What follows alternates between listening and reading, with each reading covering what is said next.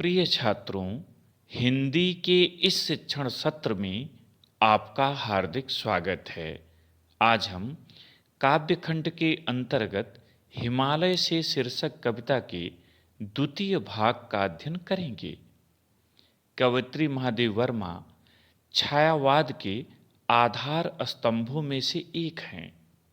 अज्ञात प्रियतम के प्रति वेदना भाव की अभिव्यक्ति इनके काव्य में प्रमुखता से हुई है। वेदना एवं करुणा की प्रधानता के कारण ही इन्हें आधुनिक मीरा कहा जाता है। अज्ञात प्रियतम के प्रति विरह वेदना के कारण इनके काव्य में रहस्यवाद की प्रधानता है। इनके गीत अंतस को आह्लाद से भर देते हैं। आइए आज का छंद देखें। नभ में गर्वित झुकता न शीस, पर अंक लिए है दीन छार। मन गल जाता नत विश्व देख, तन सह लेता है कुलिस भार। कितने मृदु कितने कठिन प्राण, हे चिर महान। संकेत और संदर्भ प्रथम भाग की भांति लिखें।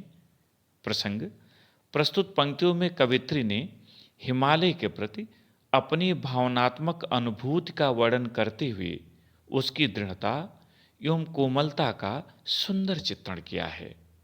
कठिन शब्दों का अर्थ देखें। नभ माने आकाश, गर्वित गर्व से भरा हुआ, स्वाभिमान से भरा हुआ।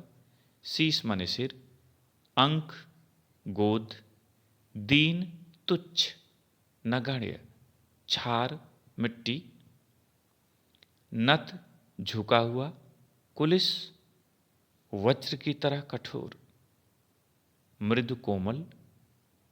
व्याख्या देखें।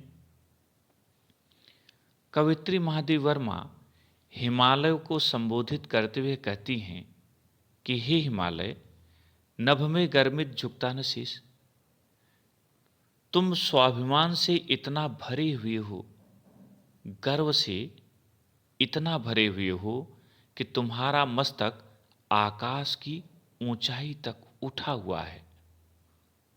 वह किसी के भी सामने झुकता नहीं है, किंतु अंक लिए है दीनछार। तुम इतने कृपालु हो, इतने करुणा से पूर्ण हो कि तुच्छ मिट्टी की धूल को भी, मिट्टी के कण को भी अपनी गोद में लिए हुए हो, अर्थात उसे भी शरण दिए हुए हो। मन गल जाता नत विश्व देख, संसार को अपने कदमों में झुका हुआ देखकर तुम्हारा मन दया से पिघल जाता है और वह नदियों के जल के रूप में प्रवाहित होने लगता है। तन सह लेता है कुलिस भार, तुम्हारा शरीर इतना कठोर है, मजबूत है कि तुम वज्र के समान आघात को भी सरलता से सह लेते हो। कितने मृदु, तुम भीतर से कितने कोमल हो, कितने सुकोमल हो। कितने कठिन प्राण, किंतु बाह्य रूप से कितने कठोर दिखाई देते हो। अर्थात कोमलता और कठोरता तुम्हारे भीतर स्थापित है, तुम्हारे भीतर समाई हुई हो, इसीलिए तुम महान हो। यहां पर काव्यगत सौंदर्य देखें।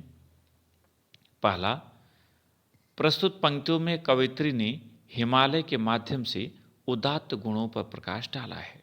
दूसरा रस शांत रस, तीसरा छंद मुक्तक छंद, चौथा अलंकार अनुप्रास उत्प्रेक्षा एवं मानवीकरण, पांचवा भाषा साहित्यिक खड़ी बोली, छठा शैली गीत शैली, सातवां गुण प्रसाद गुण और आठवां शब्द शक्ति अभिधा एवं लक्षणा।